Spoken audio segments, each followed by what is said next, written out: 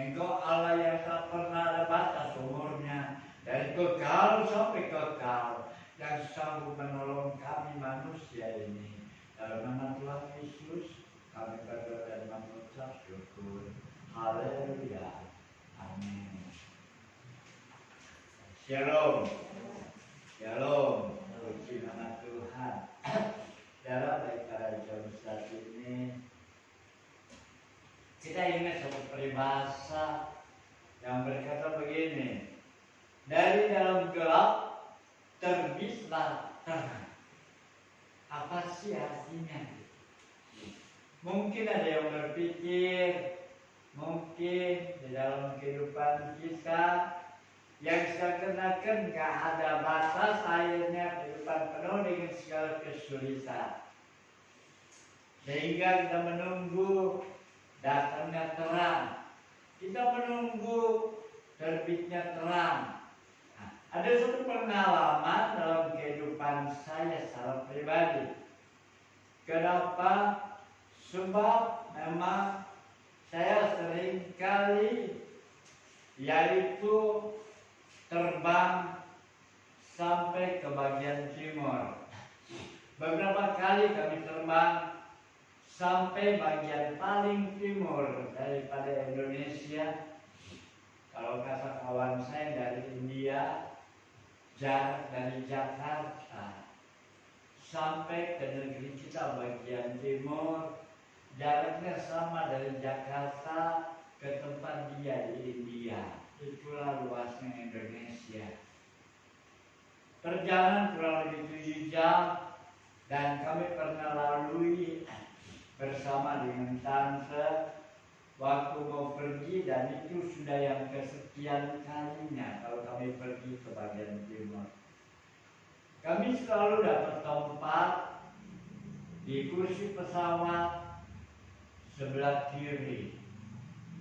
Kami duduk di jendela, dan setiap kali kami berangkat, kami selalu dapat tiket pesawat, dan kami selalu cari tiket pesawat yang jam 11 malam. Karena perjalanan paling nggak sekitar 7-8 jam. Tergantung transitnya di mana, dan tergantung jadwalnya apakah dia langsung atau tidak. Sebab kami pernah waktu perjalanan langsung itu sekitar 7 jam, yang mungkin karena pesawatnya kecil, yang disebut Airbus, tapi Airbus kecil, sama seperti kita ada bus mini semacam Kopaja, ada bus besar. Dan kami waktu langsung bersama dengan tante, kami naik pesawat yang kecil, Airbus yang kecil, sehingga meskipun langsung perjalanan hampir 8 jam juga. Jadi kalau jam 11 mulai dari sini dan 8 jam kemudian, artinya jam 19 atau jam 7 pagi kami tiba di sana. Dan ternyata sampai di sana memang jam 7 waktu Indonesia bagian barat, tapi waktu dia sudah jam 9, selisih 2 jam, sama dengan Manado. Dan sepanjang perjalanan begitu gelap dan gelap, tidak ada pemandangan sama sekali, hanya melihat bintang-bintang yang bertaburan di langit yang gelap itu. Dan menjelang jam 4, maka kami lihat di ufuk sebelah timur, di sebelah kiri pesawat, kami selalu melihat itu ada mulai cahaya terang, tapi belum kelihatan cahayanya. Dan kami lihat dari dalam laut, dari permukaan laut, cahaya ini mulai makin lama, makin besar. Lalu keluar itu matahari yang begitu indah warnanya. Sekitar jam 5 sudah mulai kelihatan warna yang begitu indah, lebih indah dari warna pelangi. Begitu indah, merah, jingga, sebagian rupa ada yang kemerah-merah dengan persis seperti warna pelangi yang berkumpul menjadi satu dalam matahari itu. Sehingga kami mulai mengamati sampai mulai dia sekitar jam 6, mulai dia ada di atas permukaan laut dengan sinar matahari yang begitu indah. Dan itulah kehidupan yang Tuhan adakan di muka bumi ini. Dari dalam gelap terbitlah terang. Dari kegelapan yang begitu mencekam, sepanjang malam kami ada di dalam pesawat, maka kami boleh melihat sinar matahari yang begitu indah. Bahkan juga menerangi di dalam segala setiap kehidupan, dan kami bisa melihat keindahan laut yang begitu indah. Itulah bagaimana dalam kehidupan kita. Seringkali kita berpikir, kenapa begini gelap perjalanan kehidupan? Kita boleh berpikir demikian, tapi tidak selamanya gelap itu ada. Sebagaimana dalam peribahasa berkata, dan dalam gelap terbitlah terang. Dari malam yang gelap kita boleh bangun pagi dengan cahaya matahari yang begitu terang. Sedangkan dalam firman Allah, kalau kita boleh tidur di malam yang gelap dengan begitu nyaman, dengan begitu indah, sebenarnya kita dinaungi dengan kuasa Tuhan. Sebab dalam Alkitab ternyata ditulis bagaimana Tuhan menjaga kehidupan orang-orang yang percaya, dijauhkan dari segala kedahsyatannya malam. Dahsyatnya malam, di mana kuasa kegelapan bekerja. Dalam kedahsyatan malam, di mana yaitu kuasa-kuasa yang begitu menerjang dalam segala setiap kehidupan manusia. Sebab apa? Sebab pengakuan daripada para pelaku itu, dia berkata dia bekerja saat malam. Itu sebabnya kalau kita bisa tidur dengan nyenyak, berarti dia telah melindungi kita dari segala kedahsyatannya malam. Barangkali ada kuasa-kuasa yang telah menghancurkan kehidupan kita, yang mengirim sesuatu dalam kehidupan kita. Tapi saat kita berseru, saat kita berdoa minta tolong pimpinan Tuhan, dia lalukan demikian. Bagaimana dengan hidup kita secara rohani? Kita akan buka Efesus pasal yang kelima. Efesus pasal yang kelima,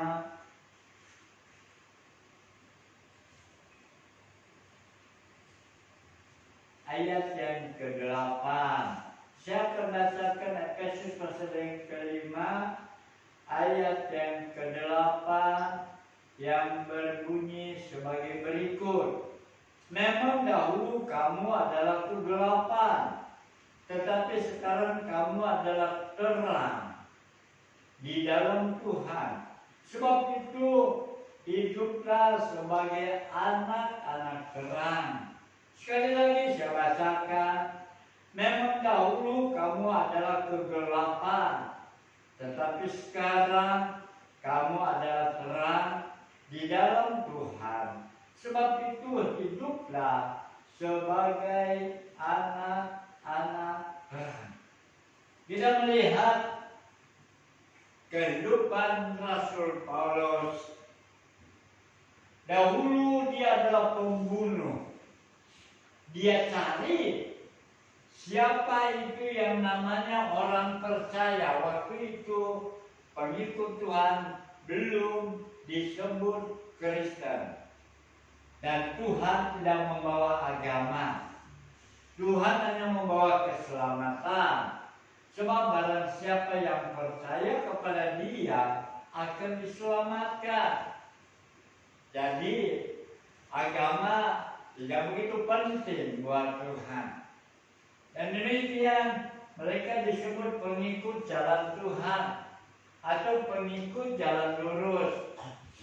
Dan Paulus pada saat itu yang bernama Saulus, dia sebagai mahasiswa di tempatnya Gamaliel, perguruan tinggi Gamaliel, yang sampai saat ini masih tetap eksis, mengajar para siswa-siswinya tentang hukum Torah.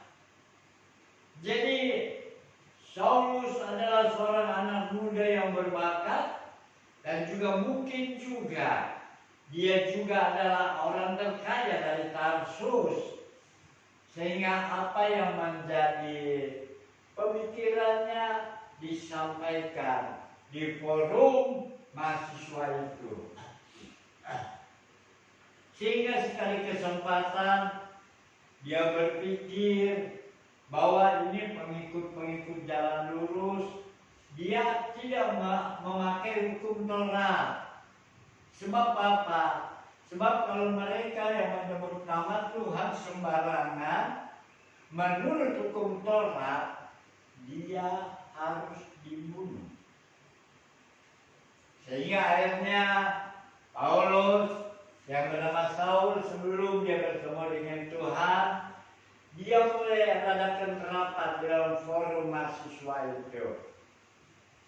Sehingga dia bilang bagaimana kalau kita akan membunuh setiap orang yang menjadi pengikut jalan lurus. Sebab mereka menyebut nama Tuhan sembarangan. Ya mungkin saat itu ada pro, ada kontra. Dalam pertemuan itu biasanya ada pro dan kontra. Tetapi ternyata yang pro dengan dia di atas 50%. Sehingga akhirnya dapat suara. Lalu akhirnya dia masuk ke dekan mahasiswa. Lalu dia mulai usul kepada para dekan, para rektor. Bagaimana kalau kami ini mau pergi, kami mau keluar kampus, kami mau membunuh siapa saja yang menyebut nama Tuhan sembarangan. Sebab mereka melanggar hukum Taurat. Lalu hal itu dipertimbangkan oleh para rektor. Lalu mulai dengan para dekan mahasiswa, mereka ada rapat yang luar biasa. Ditentang, tapi akhirnya disetujui. Sehingga akhirnya dia pergi, dan dalam perjalanan, setiap kali kalau mereka melihat orang berkumpul, mereka lihat orang yang menyebut nama Tuhan, maka mereka bunuh. Dan itu kejadian Tuhan Yesus telah naik ke surga. 40 tahun kurang lebih setelah Yesus naik ke surga, baru Saulus muncul. Sebab zamannya Paulus tahun 67 sesudah Masehi, di abad pertama. Dan Yesus naik kurang lebih pada tahun-tahun 30-an. Jadi akhirnya mereka nggak ketemu itu namanya Tuhan Yesus. Tapi dia mencari setiap umat yang menyebut nama Tuhan sembarangan. Sehingga sampai di Damsyik, di kota Damsyik, lalu Saulus mulai melihat terang yang besar, sampai matanya buta. Lalu terdengar suara, Saul, Saul, mengapa engkau menganiaya aku? Saul mulai berdialog. Dia bilang, siapa engkau? Kami tidak kenal. Tapi kata suara itu, akulah Yesus yang kamu cari, yang telah membunuh pengikutku. Lalu dia mulai buta.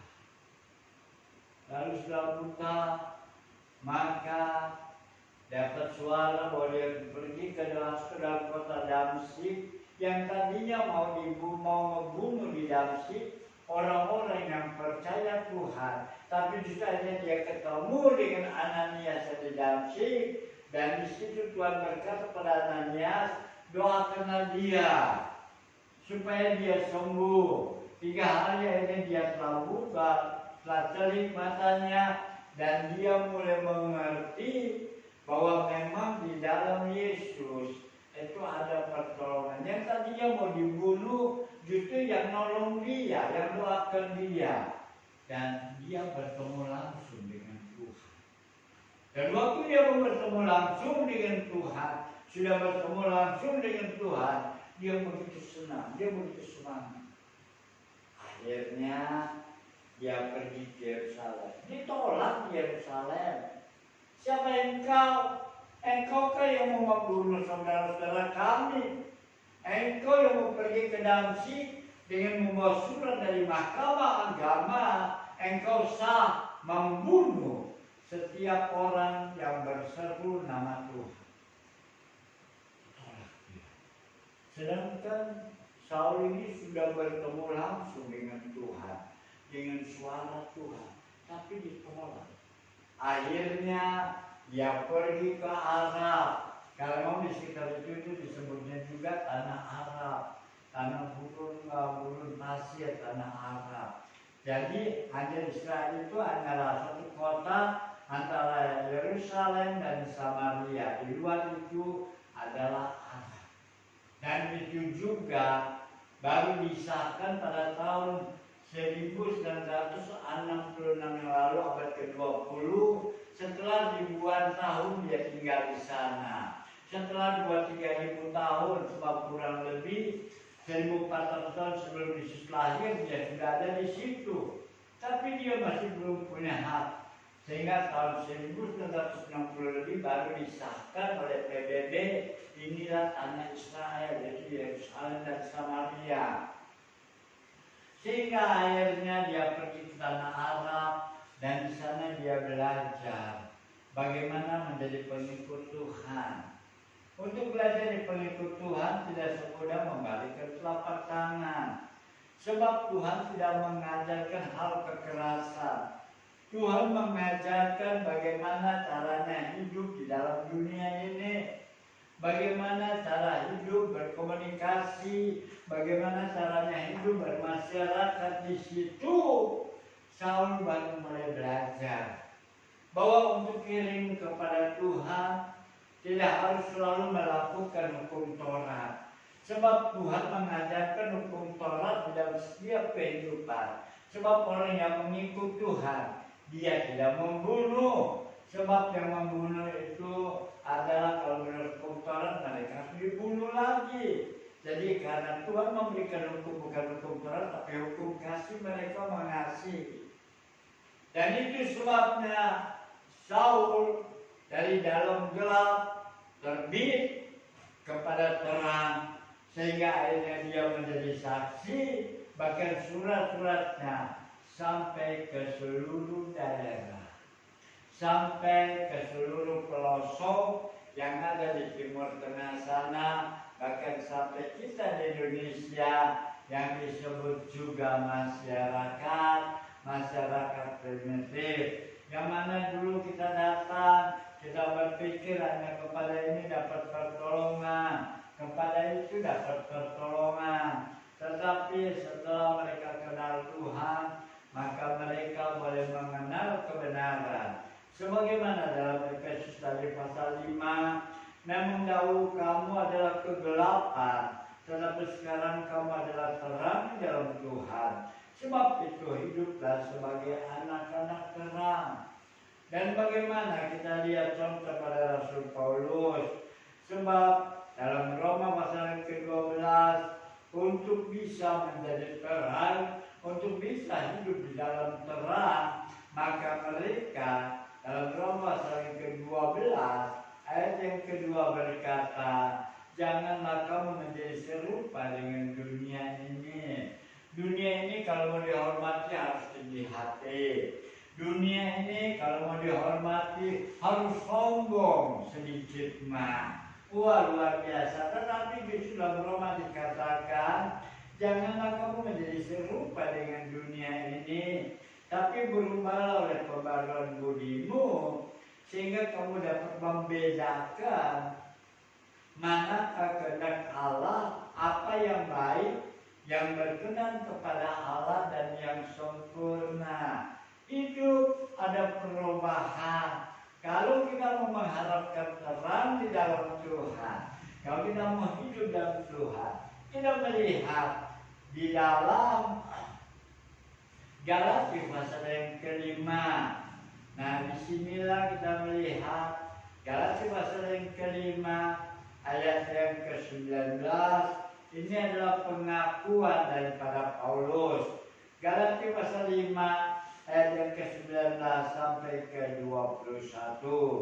Perbuatan daging lah nyata, yaitu percabulan, kecemaran, hawa nafsu, penyembahan berhala, sihir, perseteruan atau permusuhan, perselisihan, iri hati, amarah, kepentingan diri sendiri, percideraan itu merusak, roh pemecah, kedengkian, kemabukan, pesta pora dan sebagainya.